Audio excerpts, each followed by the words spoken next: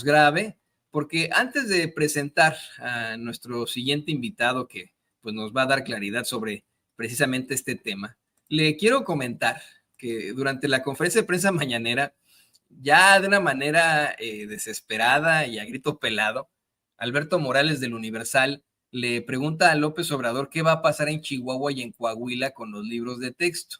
No sé si si no lo tiene, pues lo aceptamos, don David, pero tendrá por ahí ya el video 31, nada más para que escuchemos la desesperación de los medios de comunicación para implantar estas preguntas en la conferencia de prensa mañanera. Yo, mire, me solidarizo con los compañeros corresponsales de La Fuente, a ellos los tratan muy mal, no solo a los corresponsales, a todos los periodistas, y desafortunadamente van allá a poner su cara para representar los intereses de un infame, pues, empresario, que pues los tiene agarrados del cuello, es donde hay que no tienen las declaraciones todavía. Bueno, no pasa nada, no pasa nada. Igual en el 27, si usted le va acercando por ahí del 17:50, lo puedo hacer, pero no se preocupe, vamos a ponerlo de esta forma. Yo lo escuché un poco desesperado al compañero y a grito pelado, preguntarle a López Obrador qué va a pasar en Chihuahua y en Coahuila con los libros de texto. Y el presidente comenta que van a esperar a que decida el ministro Luis María Aguilar, ese que le entregó los amparos a la gobernadora panista Maru Campos, y en 5 días y encarrerado se los dio al gobernador priista Miguel Riquelme, cuando ha atrasado por meses el caso de la deuda de 25,000 millones en impuestos de Ricardo Salinas Pliego. Y hasta lanzó la pregunta el presidente, ¿no? Dice, yo le pregunto a la presidenta del Poder Judicial y al ministro, ¿cuándo van a resolver? Bolas, bolas. Se puso muy locochón. Y con esto y seguimos, no le vayan a acordar, compañeros, seguimos. Con esto quiero dar la bienvenida a nuestro queridísimo compañero, el jurista, el constitucionalista, doctor Isaac de Paz, aquí en Sin Censura. Doctor, pues muy bienvenido a Sin Censura. Bienvenido este viernes de tus participaciones en las que nos das claridad sobre lo que ocurre en cuanto a lo jurídico. ¿Cómo te va? Excelente viernes para ti, Toñito, para todo el público de Sin Censura que se siga conectando. Y bueno, pues para entrarle luego al análisis fresquito, así, del momento de los asuntos constitucionales que tocó el presidente, Toñito. Exactamente, doctor, que hoy pues el presidente hasta hace la pregunta durísima ahí en la mañanera, ¿no? Le hace la pregunta a la ministra Piña. No sé si escuchaste también que hubo un punto en el que el presidente López Obrador denunció que la ministra Norma Piña acaba de contratar a un brazo derecho de Genaro García Luna, ¿no? Algo que es terrible. Poniendo esto de contexto, yo creo que es innegable el pensar que efectivamente hay una tendencia de una impartidora de justicia que debería en todo caso pues ser imparcial frente a todos. Pero yo sé que tú como abogado, ¿no? Vas a tal vez no aventurarte a alguna declaración fuerte al respecto de la ministra Piña en cuanto a lo que ocurre con su mundo del deber ser que tiene en el corazón, ¿no? A lo mejor no nos aventuremos a eso, pero sí hay que ser muy claros en que determinación tras determinación que ha tenido esta señora, desde ministra, antes de ser ministra presidenta, hasta las últimas determinaciones que ha tenido, pues han sido verdaderamente cuestionables. Hoy lo mencionaba precisamente el presidente López Obrador.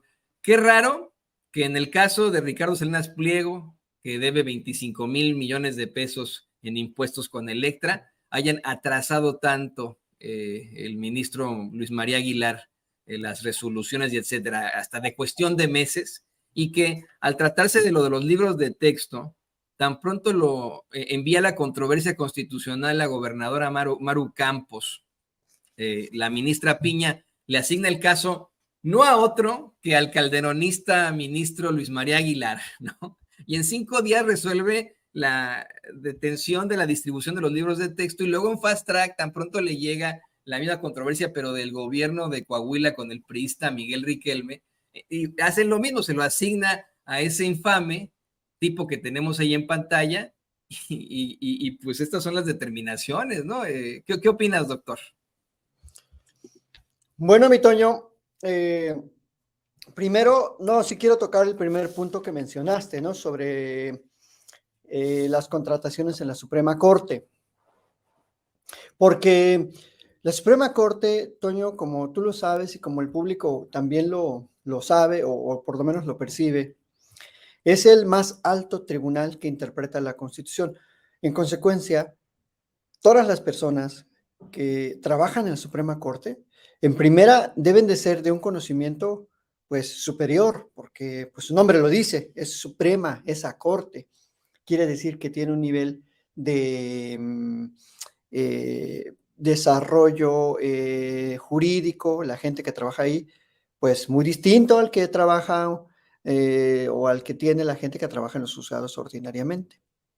Entonces, los perfiles, tocando el tema de esta contratación lamentable que hace la ministra Piña, los perfiles son muy importantes, la honorabilidad, la trayectoria, el dónde trabajó, el con quién trabajó, porque ¿cómo es posible que esté trabajando ahí una persona que trabajó para un narco? O sea, ya eso, pues discúlpeme, a lo mejor no hizo nada, pero ya eso, yo ya le tendría desconfianza. O sea, yo no contrataría a nadie, yo creo que ni tú, ni nadie, a alguien que trabajó para un narco, que fue de su equipo, que estuvo ahí, porque, o lo mismo que yo he dicho en el caso de Calderón, o estuvo ahí, se hizo de la vista gorda, y eso me parece ya muy lamentable, o no se dio cuenta. Quiere decir entonces que no es una persona capacitada, hábil, competente para darse cuenta de las cosas lícitas o ilícitas. Entonces, pues no debería de estar ese perfil. Y es que la ministra también tiene ahí otros perfiles, uno muy allegado, un secretario de Estudio y Cuenta, muy allegado la, eh, a la señora Isabel Miranda de Wallace. Y bueno, ahí hay muchos reportajes en otros medios que han documentado eso. Y bueno, y ya me sigo de filo. El ministro Luis María Aguilar Morales, este ministro que últimamente está en los medios por haber concedido una suspensión en la controversia constitucional, en su momento también, por lo menos en el 2018, el periódico El País documentó que una de sus hijas trabajaba en la Suprema Corte y también una hija del ministro Jorge Mario Pardo Rebolledo. Y bueno, pues no lo digo yo, ¿no? Lo dice El País. Consulten ahí una nota del 10 de octubre del 2018 para que vean ese tipo de nepotismos que siguen existiendo en la Corte o que hasta hace algún tiempo existían y sí esto pues da cuenta de una falta de cuidado en la contratación de gente que trabaja en la Corte. Punto y aparte, Toño, sobre las suspensiones. No son amparos. Bueno, el presidente ahí pues sí no tiene ese, digamos, ese pleno conocimiento técnico. Son suspensiones que se dictan en las controversias que interponen estas dos gubernaturas, la de Coahuila y la de Chihuahua. Por cierto, ya hago un comercial, tengo ahí un video muy explicativo en mi canal de YouTube, en donde digo, en primera, ¿por qué no debieron admitir la controversia? Porque una controversia constitucional es una contienda entre dos órganos, dos niveles de gobierno que se pelean por una competencia que no se sabe bien a quién le pertenece. Es algo así como, tú hiciste algo que no te corresponde hacer, eso me toca a mí, y entonces voy a la corte a decirle que, por favor, aclare que eso que tú hiciste me toca hacerlo a mí. Esas son son conflictos de competencia, decimos los que estudiamos derecho, conflictos competenciales. Pero aquí no hay ningún conflicto de competencia, está clarísimo en la Constitución. Está clarísimo en las leyes, la Ley General de Educación, está clarísimo que le toca al Poder Ejecutivo distribuir los libros. Bueno, no solo distribuirlos, le toca elaborarlos, le toca mandarlos a hacer, imprimir y luego distribuirlos. Y en esa distribución sí se ayuda de los estados. Entonces, no hay ninguna controversia, está clarísima la competencia. Y eso es en primera, no debió ser admitida. Pero bueno, digamos que acuden los poderes a la corte para decir, oye, pues es que no está tan claro, yo no le entiendo, ¿no? O sea, como a lo mejor son ahí las gubernaturas tienen poco conocimiento jurídico, ¿verdad? Por no decir que son tontitos. Pero bueno, tienen poco conocimiento jurídico. Y dicen, corte, por favor, aclara esto de los libros. bueno, la Corte puede admitir esa controversia, pero en ningún momento, Toño, en ningún momento, querido público, puede la Corte limitar los derechos de la niñez, mucho menos el derecho a la educación. O sea, ¿en qué país, Toño, tú, no sé, el público, a lo mejor yo no sé nada, en qué país se escucha que una Corte Suprema limite la entrega de libros o limite el desarrollo de una política educativa? ¿En qué país? ¿En qué corte? ¿En la de España? ¿En la de Colombia? ¿En la de Alemania? ¿En la de Estados Unidos? ¿En la de Hong Kong? ¿En la de Rusia?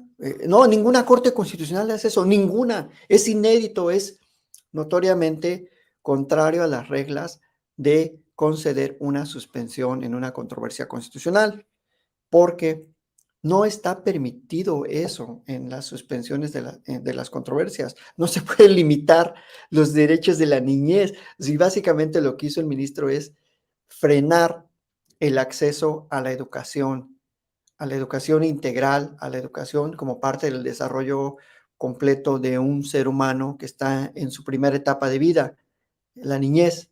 ¿Por qué los libros proporcionan esa información para el desarrollo cultural, el desarrollo pues académico, el conocimiento del entorno, el desarrollo de las habilidades, de las primeras habilidades cognitivas y de habilidades sociales?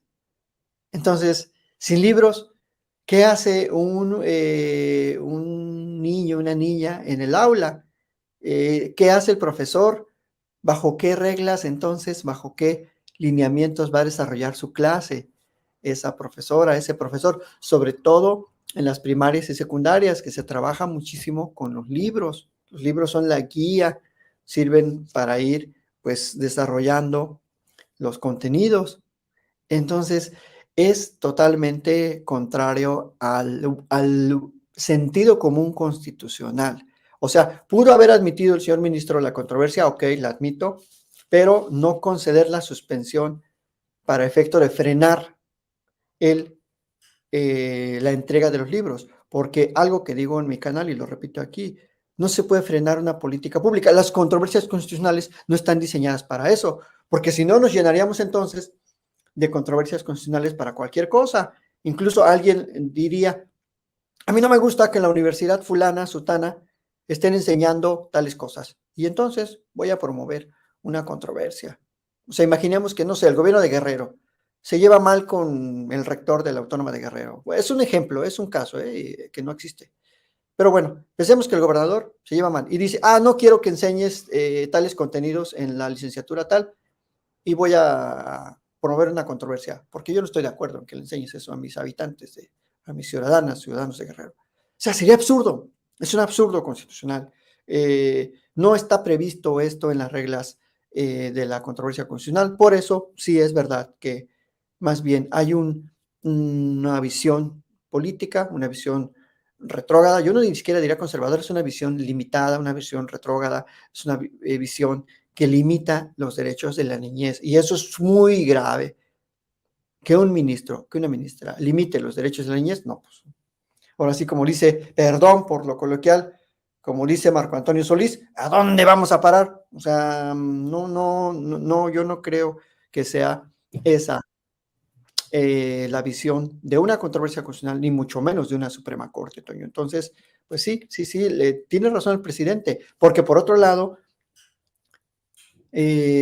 no se cumple en otros casos donde sí hay un interés superior de la colectividad, como la recaudación fiscal, es decir, que los contribuyentes paguemos lo que tengamos que pagar, entreguemos nuestros impuestos, como lo marca el artículo 31 de la Constitución, de manera equitativa y de manera proporcional. Y ahí sí hay un retraso y ahí sí se violan las reglas del juicio de amparo, porque no es cierto que no hay plazo para resolver los amparos. Sí hay plazo.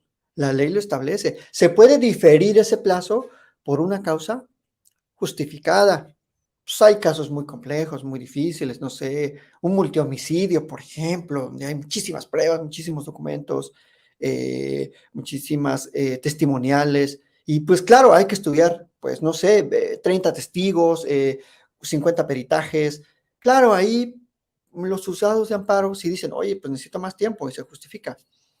pero ya lleva 8 meses ese asunto. Y además, insisto, y vuelvo al principio un poco, Toño, en la Suprema Corte trabaja gente muy capacitada, muy habilitada, y precisamente trabajan ahí para resolver los asuntos más importantes y de mayor trascendencia en México, de los asuntos que le interesan a todos, que son de interés general, que tienen un grado novedoso, un grado de desarrollo muy relevante y que se supone llegan ahí, pues porque tienen son clave para ciertos aspectos económicos, sociales, de los derechos o políticos. Entonces, pues 8 meses, o sea, ¿qué trabajador en este país que gana un dineral, $500,000 se tarda 8 meses en resolver algo? No, pues entonces o le estamos pagando en balde o es muy ineficiente o es muy ineficiente su equipo o algo está pasando. Porque yo entiendo que un ministro, pues claro, él no va a resolver todo, pero tiene un equipo, tienen secretarios de estudio y cuenta y son gente muy capaz. Yo conozco varias secretarias de estudio y cuenta, son gente muy capaz. Pero, claro, si ellos proponen el proyecto, señor ministro, aquí está ya el proyecto, y el ministro dice, no, no, todavía no me lo pases. Pues claro, como dice el presidente, ahí lo tiene en la gaveta, lo tiene ahí guardado. Entonces, Toño, esa es mi visión, mi crítica, que la justicia, lo marca el artículo 17 constitucional, debe ser pronta y expedita. Y el tiempo en que se deben resolver los asuntos complejos debe ser un tiempo razonable. Claro, sí se toma en cuenta el grado de complejidad, pero 8 meses, un asunto, un amparo de esta trascendencia, bueno, no 8 meses, además, tienen que mirar hacia atrás. Ese asunto ni siquiera empieza en el sexenio de López Obrador. 2013, ¿no? Sí, o sea, hace 10 años. Uh-huh. O sea, ni siquiera es un caso que haya llevado el López Obrador o la Fiscalía o la Procuraduría Fiscal a la Corte y todavía no se resuelve. Pues, ¿de qué se trata? O sea, ¿de qué se trata? Y se supone que ganan un dineral y que la justificación de ese dineral de que algunos defienden es, bueno, es que son gente muy capaz, son los mejores juristas de México, son unas mentes brillantes que están interpretando de la manera más amplia la Constitución y es difícil la interpretación porque tienen que hacer un análisis hermenéutico, filosófico, político de la justicia. Pues a lo mejor sí, a veces sí lo logran hacer, pero mayormente pues se tardan y o resuelven con un sesgo muy estrictamente político y eso es lo que se ve mal en un tribunal, en cualquier tribunal, no solo en la Corte, en cualquier tribunal, que le des prioridad a unos casos y que a otros los guardes por ahí, ya algo va mal, porque se supone que todos los casos son igual de importantes. Y esa es la visión de muchas juzgadoras. Muchos juzgadores dicen, no, aquí todos los asuntos son importantes y pues te tienes que esperar, conforme va llegando tu caso, lo resuelvo, no te voy a dar prioridad porque pues hay otros que llegaron antes. Pero en la Suprema Corte hay un turno, hay reglas distintas y sobre todo hay un equipo muy capacitado, tiene mucho presupuesto, no se puede alegar, es que no tengo, casi tengo un secretario para, no sé, 100 casos. Pues no, porque la Corte no recibe tantos asuntos. No, del gran bloque de asuntos que recibe, no todos pasan a la etapa de resolver, muchos los desechan. O sea, puede recibir, no sé, 10,000 peticiones de amparo, pero solo admite como el 30%, solo admite como 3,000 al año.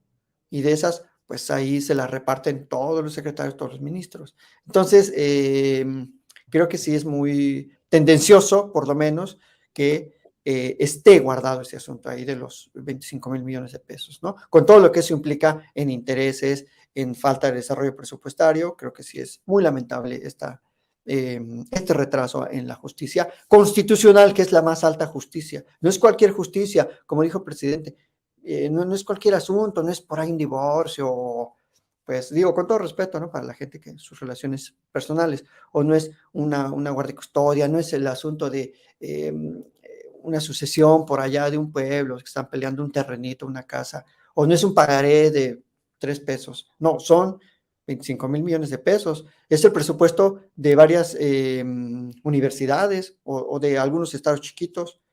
O sea, imaginemos lo que se puede hacer con ese dinero, ¿no, Toño? Entonces, esa es mi crítica, Toño, y pues esto es lo que yo puedo comentar al respecto. Doctor, no te nos vayas todavía. Hay una circunstancia que tal vez tenemos que platicar. Le voy a pedir al equipo que nos grabe. Hay algo que mencionas que es muy, muy preocupante y que hemos venido analizando en los últimos días.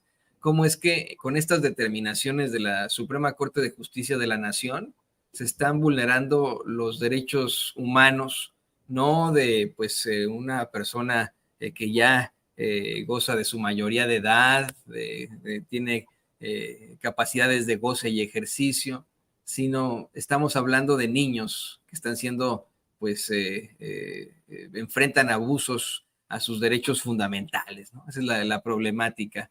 Nos decías hace unos momentos que esto es lo que está haciendo el ministro Luis María Aguilar, ¿no?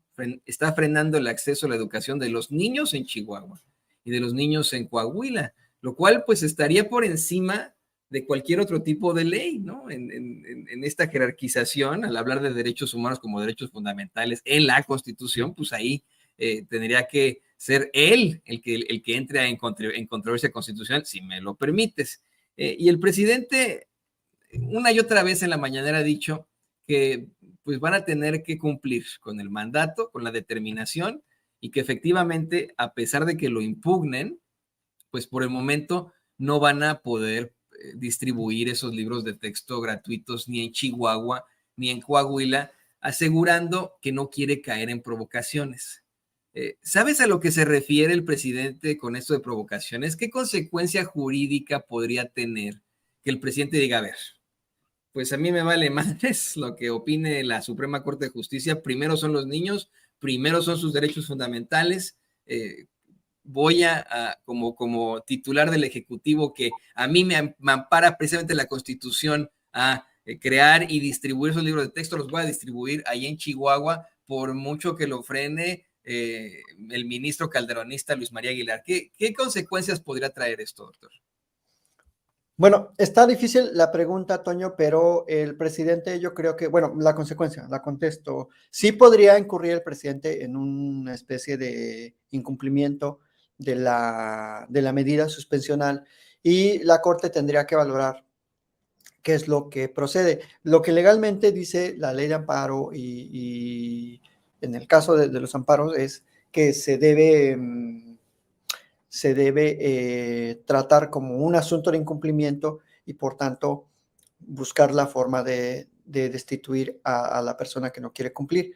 Pero en materia de controversias no está claro, no está clara la regla y yo creo que, bueno, si yo fuera presidente lo haría, por ejemplo, o sea, bajo ese argumento, ¿no? A ver, está primero y por encima de todo el interés superior de la niñez, que es un principio no solo constitucional, Toño, como tú sabes, digo, tú estudias derecho, también es un principio del derecho internacional y de todo el derecho internacional de los derechos humanos.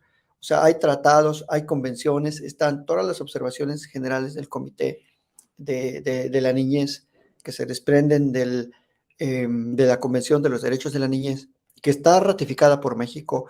Y bajo esa premisa, el presidente podría decir, pues está por encima de incluso de una decisión de la Corte el interés superior de la niñez de Chihuahua y de Coahuila.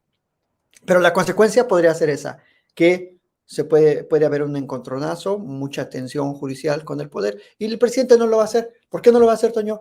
Porque sería meterse en este último tramo de su gobierno en una litis que no va a llevar a mucho. Y además, yo incluso diría que el Congreso puede promover el juicio político en contra del ministro, porque abiertamente creo que se está violando la Constitución. Si uno lee el artículo 3º, lo que habla sobre los principios del derecho a la educación y toda la interpretación que se desprende de ello, pues claramente el ministro con esta decisión se está apartando de esos principios y los únicos que pueden juzgar a los ministros es la Cámara de Diputados a través del juicio político. Pero ya dijo el presidente que tampoco lo va a hacer. Y me parece sano que no se esté enfrascando en pleitos, digamos, parroquiales de los poderes, porque hay otra visión, hay otra trascendencia de todas estas decisiones, ¿no? Y lo único que me parece importante resaltar es que sí se aclare que si alguien ahorita es responsable y es culpable de que la niñez en Chihuahua y en Coahuila no tenga acceso a esa educación, en primer lugar son, pues, esa gobernadora, Maru Campos, Miguel Riquelme en Coahuila, y en tercer, el ministro por ser tan obsequioso, tan parcial con esa decisión. Pero si tú me preguntas en lo personal, yo sí lo haría, yo sí distribuiría los libros, porque además los profesoras en Chihuahua lo están pidiendo y la niñez lo necesita. Entonces, no hay ninguna justificación racional. Si uno lee el acuerdo en donde se concede la suspensión, es un acuerdo que no está razonado, que no está argumentado. Es nada más dice, sí, se concede la suspensión a la promovente en los términos que la solicitó, en virtud de que, pues sí, es ya. Y viola las propias reglas de la ley reglamentaria de las fracciones 1 y 2 del artículo 105 constitucional, que en el artículo 105 constitucional están todas las reglas para el proceso de las controversias y las acciones de inconstitucionalidad.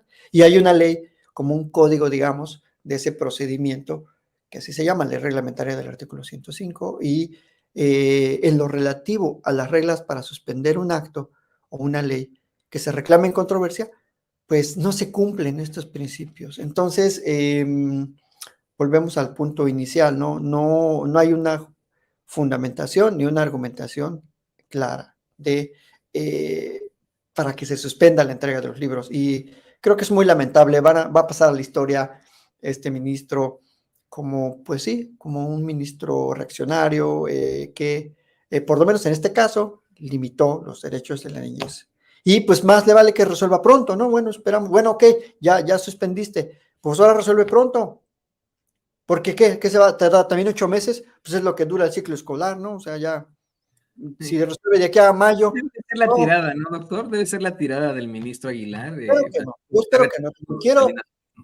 Le doy un voto de confianza a la Corte, o sea, que se resuelva, no sé, en un mes. O sea, si es un caso urgente, si es un caso urgente. Este caso ya debería estar, pues, el proyecto, y bueno, a ver, además, no es tan difícil.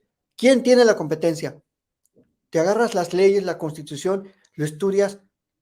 Ese asunto va a decir, me voy a ver sangrón, ¿no? Pero yo lo saco en una semana. Así como dicen por ahí la gente, no me gusta ser pretencioso, pero pues ese asunto lo estudias bien, en una semana sale. O sea, es un estudio, se llama abstracto.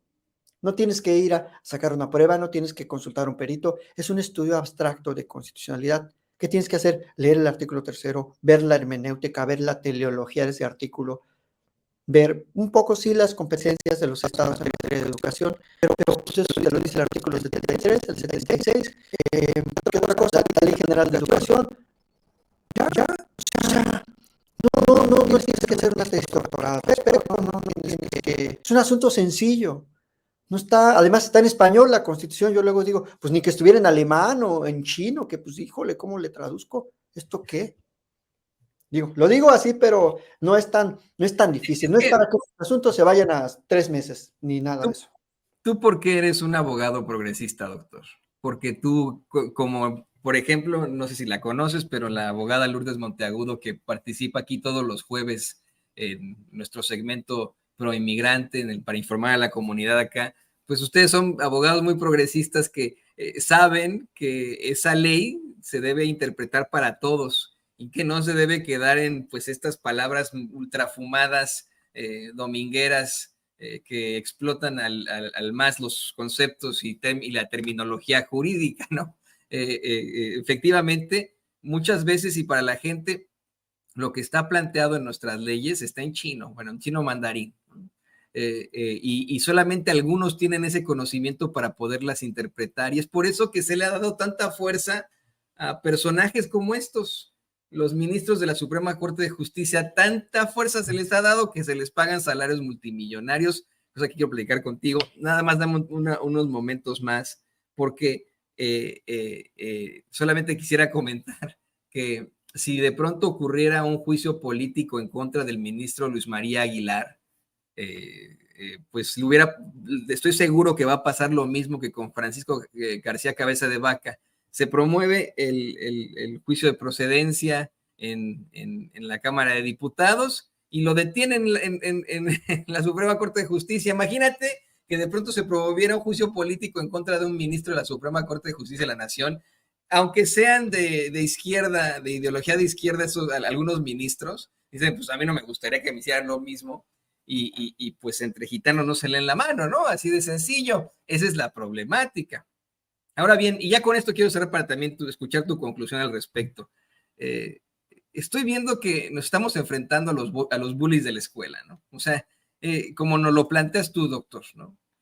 Bullies que tienen el título, la calidad de ministro de la Suprema Corte de Justicia y que nos dicen, estamos aquí, hacemos lo que se nos hincha nuestra chingada gana, nos pasamos a la Constitución por el arco del triunfo y a ver, sáquenos, a ver cómo le hacen. Esto al ver las determinaciones de la ministra Piña, de este ministro calderonista Luis María Aguilar, y me han pedido mucho aquí en Sin Censura que hablemos del plan C para poder conformar una Cámara de Diputados con 2/3 de mayoría para así poder aprobar reformas constitucionales. ¿Cómo ves esta parte, doctor? O sea, eso todavía falta un año para que podamos renovar nuestra legislatura, pero vamos a seguir enfrentándonos a estos bullies en el recreo que constantemente nos quitan el lunch. Pues mira, Toño, yo empezaría ya a discutir la ruta de esa reforma constitucional, porque claro, la legislatura llega en un año, pero tendría que llegar con una propuesta seria, bien planteada, bien estudiada, para reformar lo que se haya que reformar en el Poder Judicial, que son varias cosas. Mucho tiene que ver con el perfil de magistrados, magistradas, jueces y ministros en la Corte. O sea, no es tampoco tan difícil. Yo creo que es más bien una cuestión de perfil, porque hay muy buenos jueces. Yo incluso en el nivel local conozco buenos jueces, juezas, son chambeadores, que le saben a la tecnología, que tienen buenos ambientes de trabajo, que atienden bien al justiciable, a los abogados, a los postulantes. Entonces, es una cuestión un poco de perfil y de ciertas cosas. Tampoco está en chino, porque cuando se tiene el sentido de la justicia, tratas de escuchar a las partes y resolver el problema, no tanto hacer grande el pleito. Y aquí los ministros lo que han hecho es hacer grandes los pleitos en vez de resolver los problemas. Y bueno, esa sería mi conclusión, Toño. Creo que eso da para otra entrevista, para un programa más amplio, pero sí, yo me iría por ahí, ¿no? Que ya desde ahora empezar a plantear cuáles serían esos temas de la reforma que pudieran ir ya planchados con el plan C dentro de un año, como tú dices. Y pues muchísimas gracias. Yo invito a la gente a que se suscriba a mi canal, a que me sigan en Twitter, y pues gracias por su generosidad, y por aquí andamos, mi Toño. Pásanos tus redes sociales, doctor, para que la gente vaya a tu canal ahora que nos haces esta exclusiva que vas a tener ahí en tu canal. Y por supuesto, ya lo sabes, estamos muy agradecidos de esta claridad que nos haces aquí en Sin Censura. Dinos cuáles son tus redes sociales, doctor. Isaac de Paz en Twitter con Z, así como está ahí en el cintillo, y Isaac de Paz González en YouTube. Pues ya está el video disponible, lo subí hace unos días, y bueno, aplica igual exactamente todo para el caso de Coahuila también. O sea, es un video muy hasta pedagógico incluso, pues para que le den un vistazo. Muchas gracias, Toñito, y que pasen excelente viernes a todo el público de el mejor programa de las plataformas digitales, el más completo, el más plural, Sin Censura. Gracias, ¿no? Pues te agradecemos estas flores que nos mandas. Ahí lo tiene usted, al doctor Isaac de Paz, constitucionalista, jurista, experto aquí en Sin Censura, y quien yo estoy convencido algún día podremos llamar ministro doctor Isaac de Paz. Así que espero, ya va a decir, soy cuate de un ministro de la Suprema Corte. Ay, buen día, gracias. Muy buen día, ahí lo tiene usted, el doctor. Y bueno,